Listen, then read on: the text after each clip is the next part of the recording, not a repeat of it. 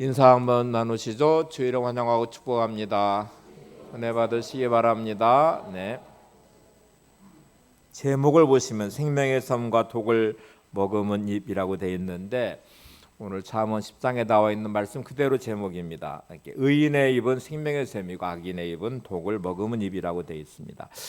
언어는 만남 가운데 이루어지는 소통의 수단이죠. 여러분들이 이렇게 말을 한다는 것은 말을 하는 대상이 있게 되고 물론 자기 혼자 독백으로도 할 수 있지만 그건 자기와의 대화가 물론 됩니다. 근데 보통의 언어들은 어떤 사람을 만날 때 자신의 생각과 감정들을 표현하는 수단으로 이 언어를 쓰게 되는데 이 언어가 단지 의사소통의 수단만 되는 게 아니라 관계 안에 많은 것들이 언어를 통해 흘러가게 되죠. 거기다 감정이 담겨져 있으니까요.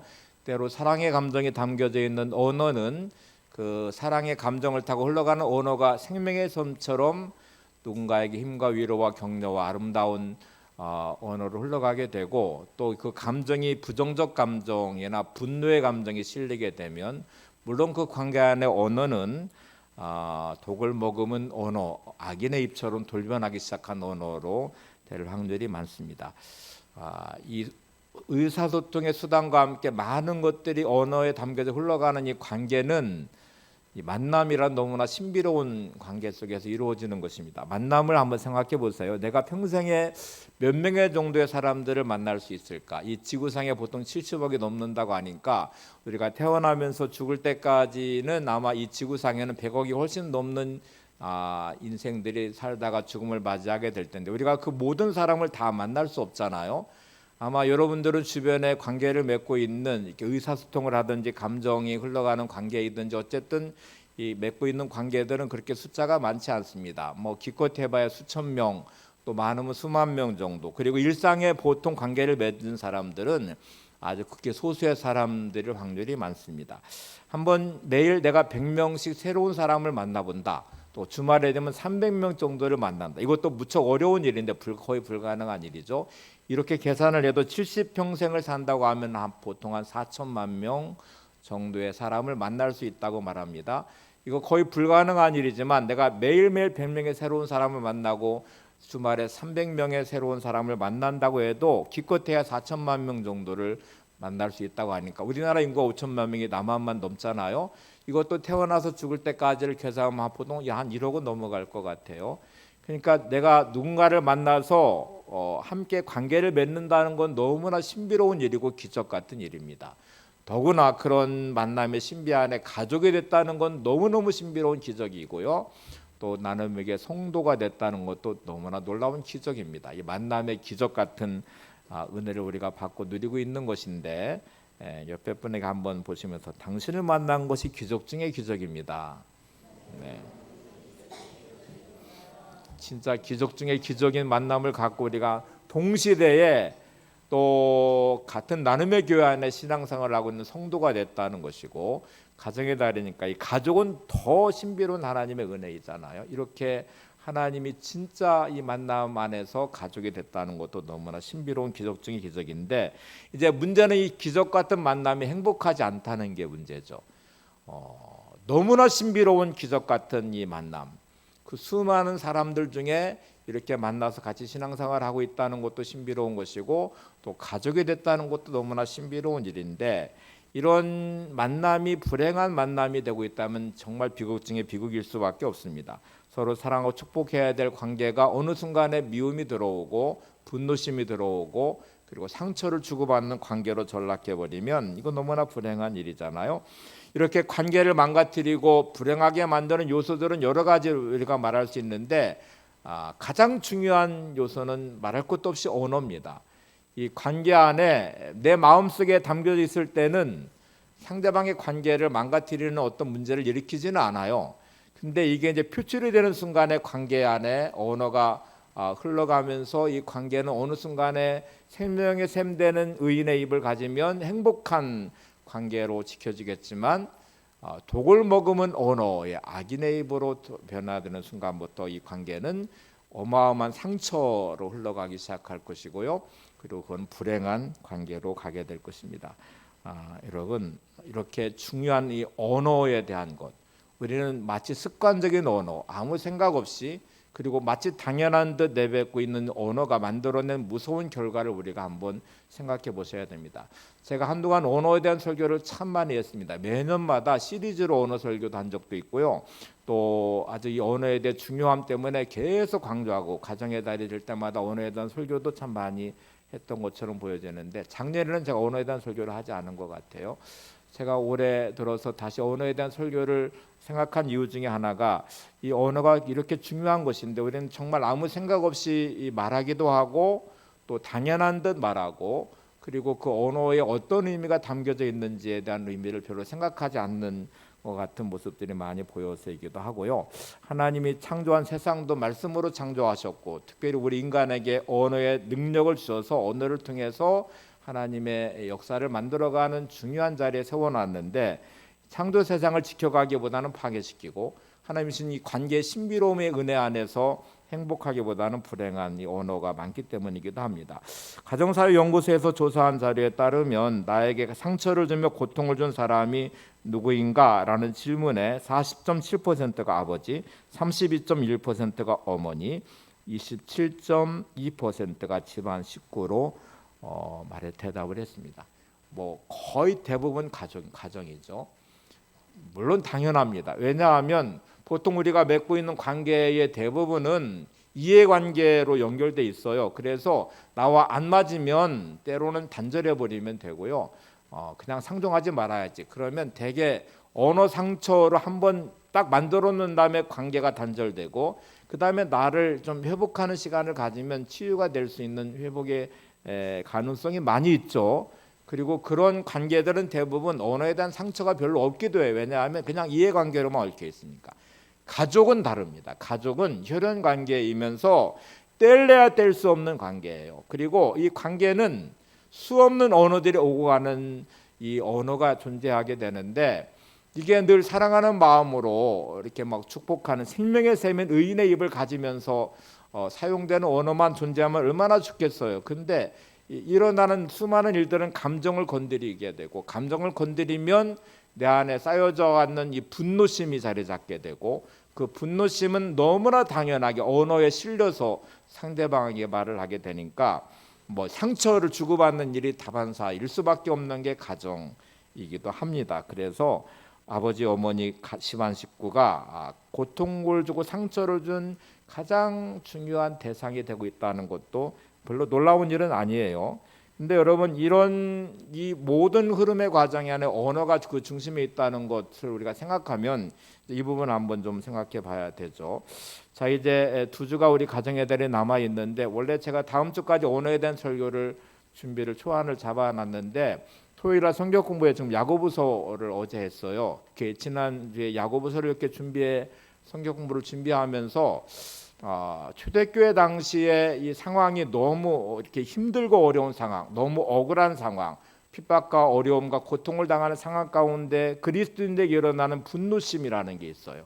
근데 이거를 해결해내지 못할 때 믿음도 같이 무너지게 되거든요. 그래서 야고보서는 믿음에 대한 거를 말하면서 특별히 행함에 대한 말을 강조하는데, 야고보서 3장에 특별히 언어에 대한 말, 지옥불이라고 표현된 언어, 모든 것을 다 불살라버린다는 표현도 나오고, 관계 안에 이렇게 무너짐의 자리가 있는데 가장 중요한 초점이 이 성냄, 분노라는 감정에 대한 구절이 있어서 제가 이 부분을 그냥 준비하면서 설교의 초안을 좀 잡아봤고 어제 함께 좀 나눠보기도 했습니다. 그래서 다음 주에는 이 분노, 성냄의 이 감정이 어떻게 회복될 수 있는지, 어떻게 이거를 해결해낼 수 있는지에 대한 부분 함께 좀 말씀을 살펴보려고 합니다.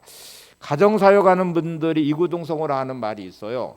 이 부부의 관계든 부모의 자녀의 관계이든 간에 제일 어려운 난제 같은 숙제가 하나 남겨져 있는데, 그게 분노라는 감정이라는 거예요. 사랑하면서 만난 부부가, 또 목숨보다 소중하다고 생각하는 자녀가 어느 순간에 사랑의 감정이 깨져나가기 시작해요. 사랑할 때는 이해하고 용서하고 품고 그런 마음이 일단 들어가요. 이거를 물 같은 마음이라고 표현할 수 있는데, 마치 물 같은 마음에 사랑의 마음이 있을 때는요, 그 사람의 모난 부분을 판단하거나 평가하지 않고 덮어줘요. 그 모습 그대로 감싸주잖아요. 그리고 때로는 기다려주기도 하고 이렇게 뭔가 물은 부드러움 안에서 그 사람의 모든 것들을 포용하고 감싸주게 되는데 이제 이 사랑의 감정이 사라지며 섭섭함과 화와 분노가 채워지기 시작하면 이게 분노의 감정인데 이 분노의 감정을 심리학자들은 얼어붙은 분노라고 표현합니다. 자, 이제 물이 얼음이 되듯이 얼어붙었어요. 그러면 이제 더 이상 포용하거나 감싸주거나 기다려주지 않습니다. 이 얼음같이 굳어진 마음의 분노의 감정은 부딪히면서 깨지기 시작합니다. 그리고 그 날카로운 면은 상대방에게 상처를 내기 시작합니다. 이게 정말 무서운 거죠. 여러분, 내가 이해하고 사랑하고 용서했던 그 사랑의 마음이 차지했던 물과 같은 마음이 어느 순간에 분노의 감정으로 바뀌면서 얼어붙기 시작하고 얼어붙은 분노의 감정은 부딪히면 깨지고 상처를 내기 시작하는 너무나 무서운 자리로 가게 돼요. 이때 언어는 독을 품은 언어가 되고 악인의 입으로 돌변하기 시작합니다. 이게 너무 당연한다고 생각하시면 안 돼요. 이게 얼마나 무서운지를 인식하시는 게 중요합니다. 말 한마디가 만들어내고 있는 현실을 한번 보셔야 돼요. 그 말 한마디가 생명의 셈이 되면 위로하고 격려하고 살리는 언어로 가정을 지켜낼 것인데 내가 상한 이 분노의 감정이 흘러가는 부부, 분노의 감정이 흘러가고 있는 부모와 자녀 간의 이 감정이 얼어붙은 감정이 되고 그때부터 이 독을 품은 언어로 돌변하면서 내뱉는 언어들은 수없이 깨트리고 파괴시키고 분열시키고 그리고 상처를 내기 시작한다는 말이에요. 그러니까 말 한마디가 갖는 이제 너무나 무서운 힘이죠.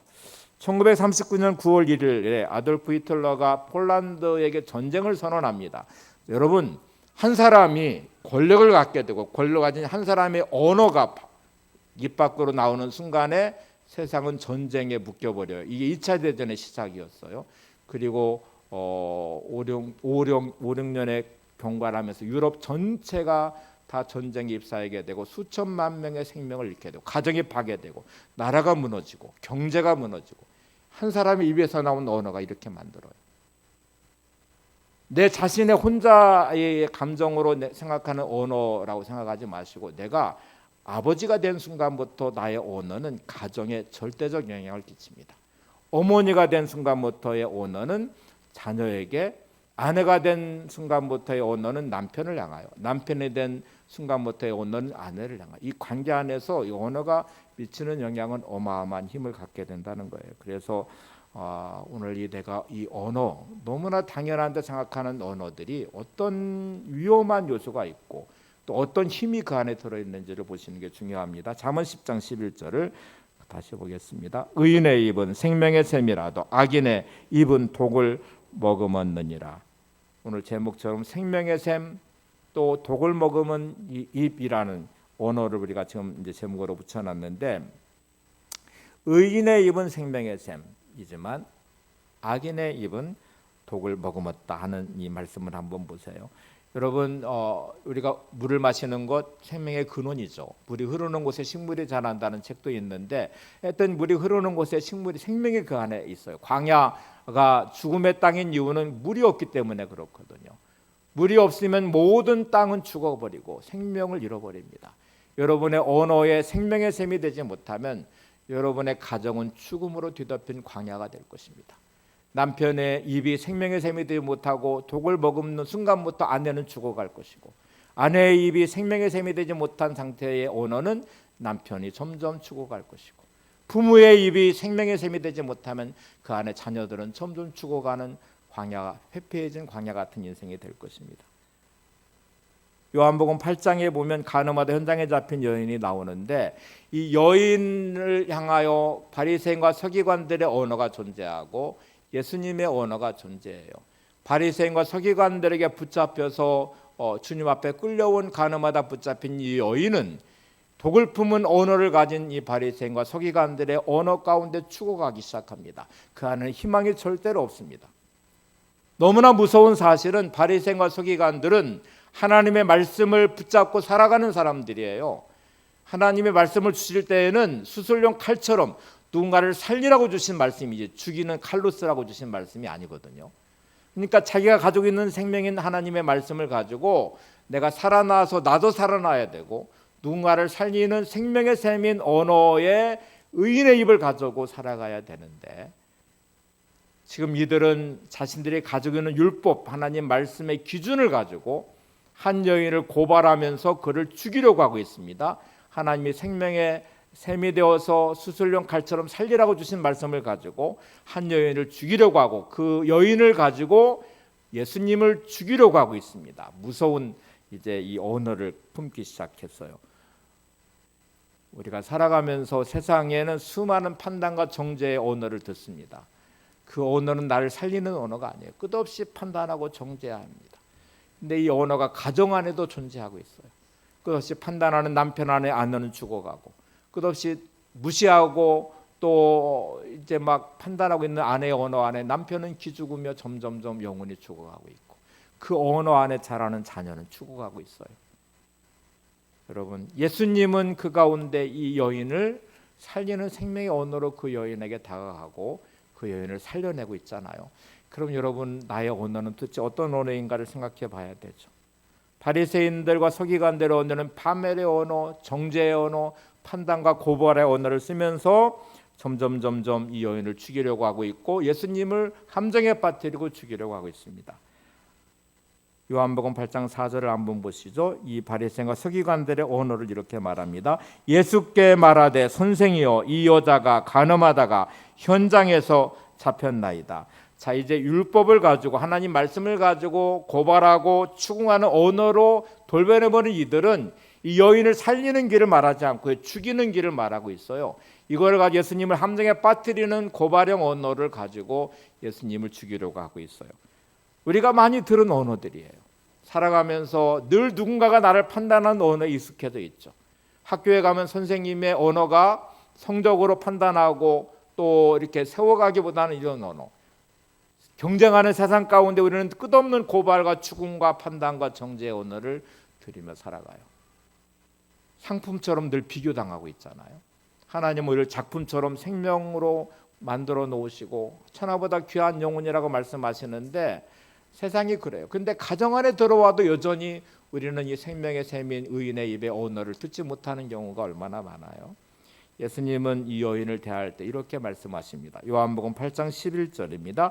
예수께서 이르시되 나도 너를 정죄하지 아니하노니 가서 다시는 죄를 범하지 말라 하시니라.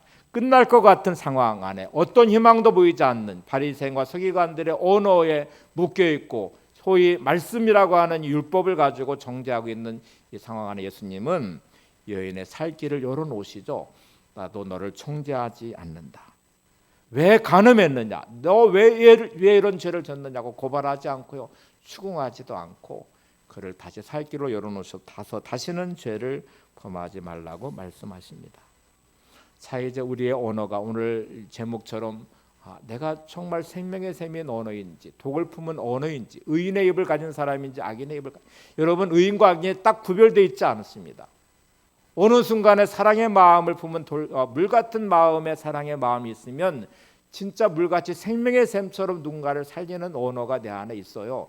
그래서 막 남편을 격려하고 위로하는 아내를 세워주면서 칭찬하고 세워주며 격려하는 남편, 자녀를 힘들고 어려움 중에도 애써서 그를 양육해가는 부모의 아름다운 사랑의 생명의 샘인 언어가 존재하는데 이 안에 그 사랑에 빠지면서 찾아오는 이 섭섭함, 분노, 상처들은 무섭게 독을 품는 이 죽임의 언어가 되잖아요. 잠언 15장 4절에 보면 이렇게 언어에 대한 말씀을 합니다. 온순한 혀는 곧 생명나무이지만 배역한 혀는 마음을 상하게 하느냐. 다시 큰 소리 같이 보겠습니다. 시작. 온순한 혀는 곧 생명나무이지만 패역한 혀는 마음을 상하게 하느니라. 좀 풀어서 말하면 이런 뜻이에요. 따뜻하고 부드러운 말은 생명나무 같아도 잔인한 말은 사람의 마음을 상하게 하느니라. 따뜻하고 부드러운 말.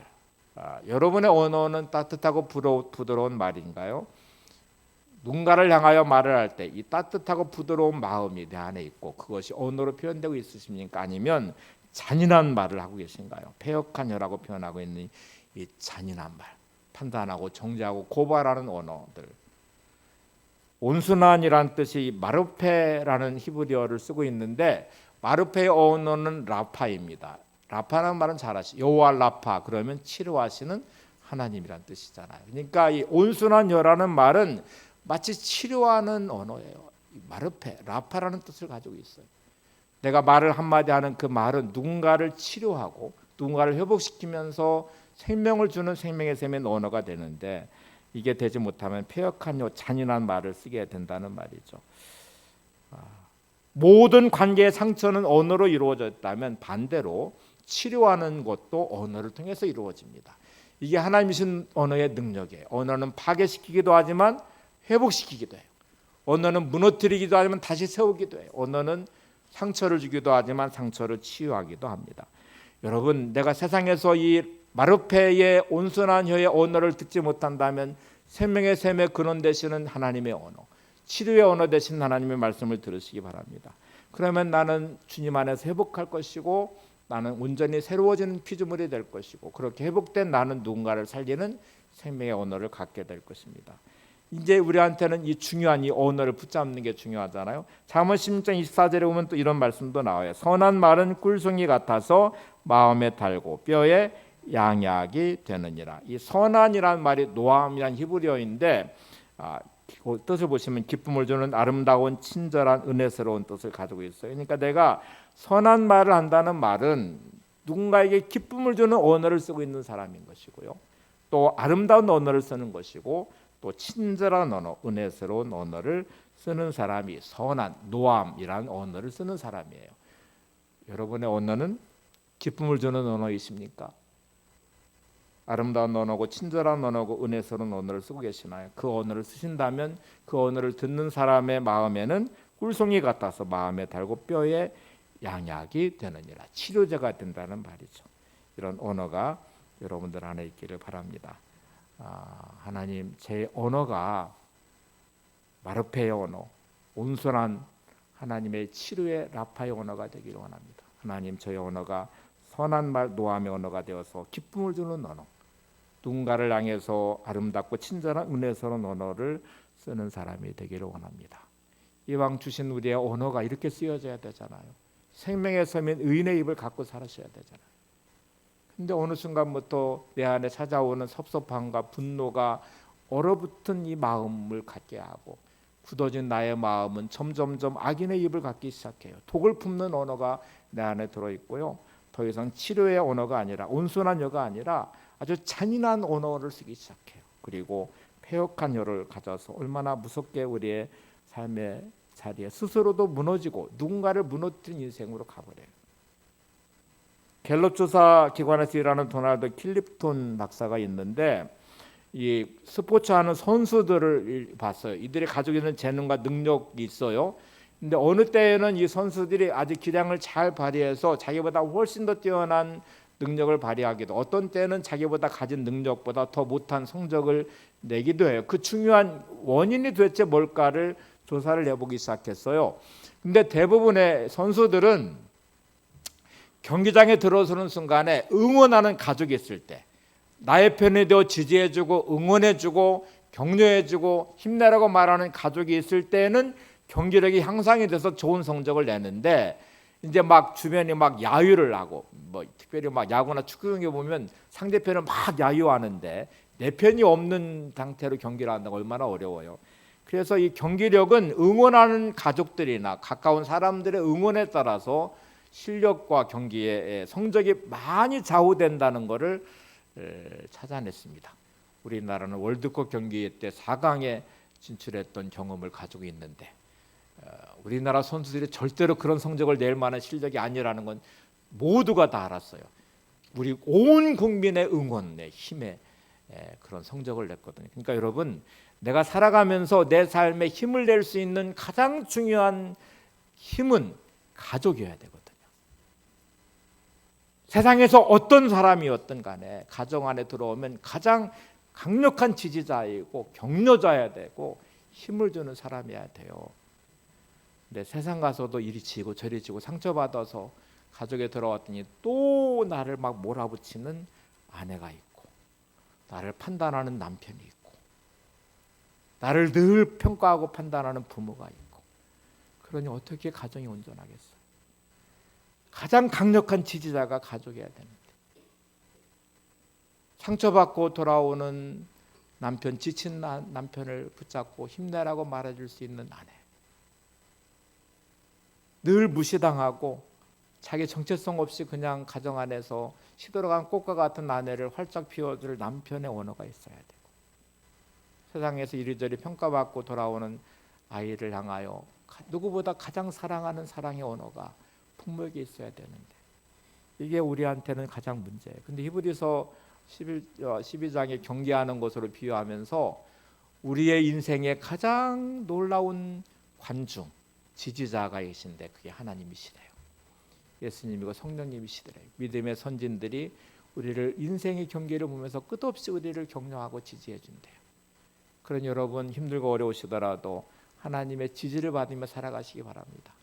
누구도 나를 위로해 줄 수 없는 자리에 있을지라도 여러분 우리 성도들이 그런 지지자들이 됐으면 좋겠어요.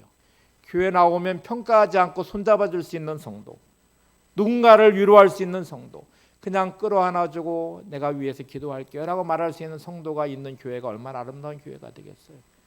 우리가 그런 관계해야 되는데 어느 순간부터 늘 판단하고 정죄하고 상처 주는 관계로 전락해버린 가정은 참 무서운 가정이죠. 그런 성도들이 있는 교회는 얼마나 힘든 신앙생활을 하겠어요. 견뎌내는 것 자체가 힘들겠잖아요. 여러분 가장 강력한 하나님의 지지를 받은 여러분들임을 잊지 마시고 이제 이 지지가 힘이 돼서 여러분 회복하시기를 바랍니다. 그리고 누군가를 향해 가장 강력한 믿음의 지지자가 되고 힘을 주는 믿음의 성도가 되시기를 바랍니다. 리그 워런이 쓴 공동체를 세우는 삶이라는 책에 보시면 아주 중요한 말이 나옵니다. 화면 한번 보시고 좀 같이 한번 읽어볼게요. 우리는 살리는 힘을 가지고 있습니다. 서로에게 이렇게 말해 보십시오. 당신은 나에게 중요한 사람이야. 당신의 삶은 귀중하고 목적이 있는 삶이야. 하나님은 당신을 사랑해. 우리의 이런 말들이 어떤 사람들에게는 그들이 하루 종일 들은 말 중에서 유일한 격려의 말일 수 있습니다. 격려하는 말로 사람들을 도울 때 우리는 그들의 삶 속에서 울려 퍼지는 하나님의 은혜의 소리가 될 수 있습니다. 오늘 저는 이 구절 중에 우리는 살리는 힘을 가지고 있다는 이 시작하는 구절을 잘 보세요. 저와 여러분에게는 살리는 힘을 가지고 있는데 그것은 언어입니다. 우리의 언어가 누군가를 살리는 힘을 가지고 있는 것인데, 제가 이 구절 중에 제일 마음 아픈 부분이 그들이 하루 종일 들은 말 중에 유일한 격려의 말일 수 있습니다. 당신이 만나는 그 사람은 하루 종일 누군가에 치이고 누군가의 판단을 받고 누군가의 정죄를 당하고 상처받은 마음으로 어느 위로의 말도 들어본 적이 없는데 당신이 해주는 그 말 한마디가 그분에게는 하루 종일 들을 수 있는 유일한 말일 수 있는데, 그 말이 열어가는 그분의 회복을 한번 보세요. 다시 한번 읽겠습니다. 시작. 우리는 살리는 힘을 가지고 있습니다. 서로에게 이렇게 말해 보십시오. 당신은 나에게 중요한 사람이야. 당신의 삶은 귀중하고 목적 있는 삶이야. 하나님은 당신을 사랑해. 우리는 이런 말들이 어떤 사람들에게는 그들이 하루 종일 들을 말 중에서 유일한 격려의 말을 씁니다. 그다음 보세요. 격려하는 말로 사람을 도울 때 우리는 그들의 삶 속에 울려 퍼지는 하나님의 은혜의 소리가 될 수 있습니다. 그들의 삶 속에 울려 퍼지는 하나님의 은혜의 소리가 될 수 있습니다. 우리 하나님의 울려 퍼지는 은혜의 소리가 되도록 옆에 분 보시면서 한번 훈련을 해보겠습니다. 의인의 입을 가지시기 바랍니다. 자, 옆에 분 보시면서 이제 말하겠습니다. 나에게 당신은 중요한 사람입니다. 네, 기분 나쁘지 않죠? 네. 당신의 삶은 귀중한 목적을 가지고 있습니다. 하나님은 당신을 사랑하십니다. 네. 우리 이제 7월 첫 주에 이제 초청주일을 갔는데 우리 지난주 소그룹 리더들을 훈련해서 6월 한 달 동안 우리 교재 가지고 이제 훈련을 같이 하면 전도하게 될 텐데, VIP, Very Important Person, 나에게 가장 중요한 사람, 나의 VIP는 전도 대상자여야 내가 전도가 시작되거든요. 오늘 여러분의 VIP는 옆에 있는 분입니다. 다시 한번, 당신은 나의 VIP이십니다. 네. Very important person, 가장 중요한 사람이에요. 가장 중요한 그 사람을 향하여 축복하는 마음을 갖는 거 얼마나 좋아요. 여러분의 삶에 수많은 환경과 문제에 부딪힐 때마다 내 언어를 지키시기 바랍니다. 하나님, 나의 언어가 의인의 입인 생명의 샘인 언어를 제가 갖고 살겠습니다. 하나님, 제가 온전한 마르페 하나님의 여호와 라파의 치유의 능력이 나의 언어를 통해서 일어나기를 원합니다. 하나님, 저의 말이 선한 말, 노함의 언어가 되어서 기쁨을 주는 은혜스러운 언어를 사용하는 하나님의 사람이 되겠습니다. 이렇게 결단하시고 오늘도 이 마음이 여러분 안에 가득하시기를 바랍니다. 제가 마지막 설교를 마치면서 마음을 열어주는 101가지 이야기 하나를 소개하려고 하는데, 예전에 한번 소개했던 이야기예요. 근데 제가 오늘은 그 원문 그대로 한번 같이 읽어가 보려고 그래요. 스미스라는 부인이 있는 이 가정에 어린 딸이 갑자기 죽음을 맞이하게 됩니다. 어린 딸을 잃은 이 부인의 슬픔은 말할 수도 없죠. 이걸 어떻게 회복을 해야 돼요? 어린 딸이 갑자기 죽음을 맞이하게 되고 딸을 잃어버린 어머니의 슬픔인 스미스 부인, 그 옆집에 사는 한 가정으로부터 시작된 이야기인데, 이 딸, 그 집에도 어린 딸이 있어요. 수지라는 아이가 있는데, 옆에 있는 집이 스미스 어린 딸을 잃은 그 부인을 위해서 한 가지 일을 하기 시작합니다. 한번 그대로 한번 그냥 원문을 따라서 같이 읽어보겠습니다. 시작. 엄마, 지금 뭐해요? 맛있는 요리를 만든단다. 누구 주려고요? 앞집에 스미스 부인이 딸을 잃었자니 딸을 하나님 곁으로 먼저 보내고 마음에 큰 상처를 받았단다. 이럴 때는 밥이 하고 싶지 않단다. 일어나서 움직일 힘이 없단다. 그럴 때일수록 이웃에 있는 우리들이 스미스 부인을 위해서 뭔가 해야 돼. 그래서 엄마가 음식을 만드는 거야. 수지도 착하니까 스미스 부인을 위해서 뭔가 할 수 있을 거야. 스미스 부인의 가슴에 상처가 아물 때까지 수지가 무슨 일을 할 수 있는지 한번 생각해 보아라. 자, 딸을 잃은 한 가정의 슬픔을 위해서 옆집에 있는 수지란 딸을 둔 이 엄마가 음식을 하고 있어요. 엄마 뭐해요? 그러니까 음식을 만드는데, 옆에 있는 그 스미스 부인이 어린 딸을 잃고 슬픔 가운데 있는데, 그 슬픔 가운데 있는 그 엄마는, 스미스 부인은 일어날 힘도 없고 밥을 할 기운도 없으니까 엄마가 그 스미스 부인을 위해서 이 밥을 지어서 음식을 갖다 주려고 그래. 너도 착하니까 가슴에 상처가 난 그 스미스 부인에서 뭔가 할 수 있는 일을 한번 찾아봐. 이렇게 이제 말을 한 내용이에요. 수지라는 아이는 엄마의 말을 딱 들었어요. 가슴에 상처가 났대요. 그래서 뭔가 손에 딱 쥐고서 옆집에 가서 배를 눌렀어요. 스미스 부인이 나오니까 이미 눈이 충혈돼 있고 초췌한 모습으로 나와 있는 그 스미스 부인을 향해서 이렇게 이제 서로 대화하는 장면이 나옵니다. 이거 한번 그대로 읽어볼게요. 시작. 수지구나. 수지가 어떻게 왔니? 아줌마, 우리 엄마가 말씀하시길 아줌마가 딸을 잃어서 마음에 상처를 입었대요. 이럴 때일수록 이웃인 우리가 아줌마를 위해서 뭔가 해야 한대요. 아줌마의 마음에 상처가 아물 때까지 엄마는 제가 뭔가를 할 수 있을 것이라고 말했어요. 아줌마, 이거 마음의 상처에 붙이세요. 자, 어떻게 회복된지를 잘 보셔야 됩니다. 수지가 한 것은 일회용 반창고를 가지고 와서 스미스 부인의 손에 전해주는 거였어요. 어린아이가 이해한 바로는 자기가 손가락에 상처가 났을 때, 발가락에 상처가 났을 때 엄마가 일회용 반창고를 붙여줬거든요. 상처가 나면 뭐를 붙여야 돼요? 일회용 반창고를 붙이는 거예요. 자, 이제 스미스 부인의 어디에 상처가 났대요? 가슴에 상처가 났대요. 어린이 수지는 생각하기를, 그러면 가슴에 일회용 반창고를 붙이면 내가 나선 것처럼 이 스미스 부인도 낫겠구나, 이렇게 생각을 한 거예요. 아주 순진하고 아름다운 모습이죠.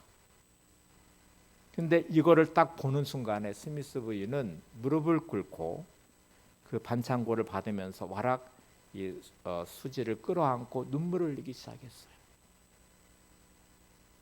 이 한마디의 위로가 진짜 마음에 상처를 붙여서 아무런 회복이 될 것 같지 않은 일회용 반창고 하나가 이 스미스 부인의 마음을 움직였어요. 그리고 이렇게 말을 합니다. 얘야, 내가 보내준 이 반창고 때문에 아줌마 상처는 곧 낫게 될 거야. 일회용 반창고를 받아들어서 들어간 스미스 부인은 그 유리창 안에다가 이거를 놓고 바라보기 시작했어요. 그다음에 이 변화를 한번 보세요. 이것도 그냥 책 그대로 제가 인용해 볼게요. 같이 한번 보세요. 내 딸은 하나님 곁에 갔지만 내 주변에 소중한 사람들이 있다. 내가 딸을 위해서 할 수 있는 것은 아무 일도 없지만 이 땅에 있는 어린 영혼을 위해서 내가 해야 할 일은 아직도 많이 남아 있다. 어린 딸을 잃고 절망하는 한 어머니 스미스 부인은 어린 수지의 이 반창고 하나로 회복이 됐습니다. 그리고 또 다른 인생의 희망을 보기 시작했어요. 주변에 있는 많은 아이들을 자기 딸로 받아들여서 그들을 할 수 있는 일을 찾기 시작했고요. 그게 그의 인생을 회복시키고 아름다운 인생을 살아가도록 했습니다. 여러분, 내 말 한마디가 뭐가 힘이 되겠어? 라고 말할 수 있는데 여러분, 이 반창고 하나가 한 인생을 회복시켜요. 여러분의 말 한마디가 누군가를 살게 만들어요. 누군가를 위로해요. 남편 되시는 여러분들, 여러분의 이 생명의 샘인 의인의 입을 가지시면, 온선한 여호와 라파의 치료 언어를 가지시면, 또 하나님이 주시는 이 선한 말을 가진 하나님 아름다운 언어, 기쁨을 주는 언어를 가지시면 여러분의 언어 가운데 아내는 살아나게 될 것입니다. 아내 되신 여러분, 세상에 지친 힘든 남편들, 여러분의 판단과 정죄의 언어가 아니라 이 생명의 언어를 가지시면 남편은 힘을 얻고 춤추게 될 것입니다. 부모의 사랑의 언어 하나가 생명의 샘된 의인의 입을 가지시면 자녀는 그 안에서 살맛 나는 세상을 향해 꿈을 꾸기 시작할 것이고 세상을 살아갈 힘을 얻게 될 것입니다. 오늘 이 언어가 얼마나 중요한지 다시 한번 인식하고, 너무 많이 듣는 말씀일 수도 있지만 내가 가지고 있는 언어는, 이 언어 습관이 정말 무서운 것이거든요. 아무 생각 없이 말해요. 아무 생각 없는 그 말에 그냥 무심코 던진 돌에 개구리가 맞아 죽는다듯이 그 말 한마디 아내는 죽어가요. 남편은 힘을 잃어버려요. 자식은 꿈을 잃어버리고 상처로 얼룩져서 삶의 희망을 잃어버릴 수 있어요. 여러분의 언어가 이런 귀한 언어를 잘 회복할 수 있도록 찬양 가사인데 한번 화면 띄워주시고 그냥 한번 옆에 분 한번 보시고요. 당신은 소중한, 같이 읽겠습니다. 시작. 당신은 소중한 사람입니다. 당신은 존귀한 사람입니다. 사랑받기에 합당한 당신을 주의 이름으로 축복합니다. 주의 이름으로 사랑합니다. 한번 마음을 담아서 한번 옆에 분 다시 보시고, 반대쪽이 섭섭하시면 반대쪽을 보시고 축복하겠습니다. 시작. 당신은 소중한 사람입니다. 당신은 존귀한 사람입니다. 사랑받기에 합당한 당신을 주의 이름으로 축복합니다. 주의 이름으로 사랑합니다. 우리 찬양은 주님의 이 위로와 사랑의 음성을 함께 들어보려고 합니다. 너의 눈물 닦아주리라. 하나님은 이렇게 우리에게 말씀하십니다. 너의 눈물 닦아주리라. 너의 한숨 걷어주리라. 너의 아픔 씻어주리라. 너의 고통 지워주리라. 내가 너를 사랑하리라. 내가 너를 도와주리라.